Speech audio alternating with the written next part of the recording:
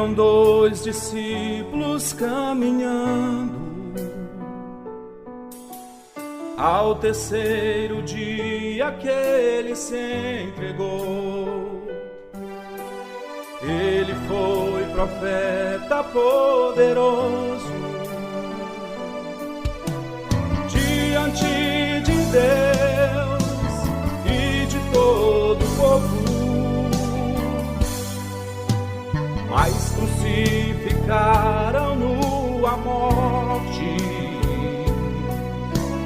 o Salvador de Israel. As mulheres pela madrugada tiveram uma visão de anjos dizendo que ele vive. Mas alguns dos nossos foram ali e não o viram.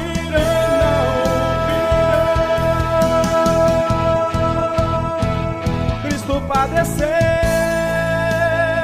mas entrou em sua glória. Ele ressuscitou, está conosco agora. Ele entrou em minha casa e até partiu o pão, abençoou e deu-me da sua salvação. O Cristo padeceu, mas entrou em sua glória. Ele ressuscitou, está conosco agora. Ele entrou em minha casa e até partiu o pão,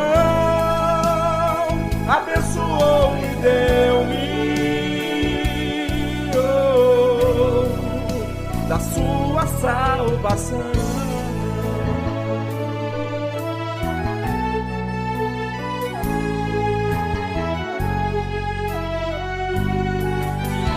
Mas alguns dos nossos foram ali e não o viram. Ele vive, o Cristo padeceu,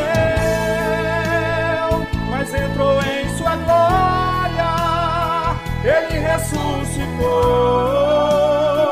está conosco agora. Ele entrou em minha casa e até partiu o pão, abençoou e deu-me da sua salvação.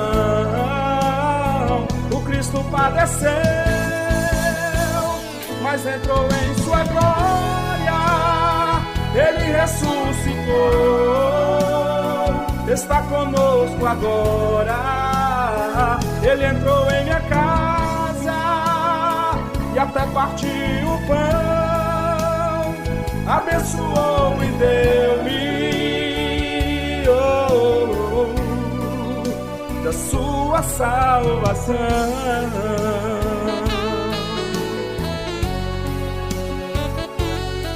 Ele deu-me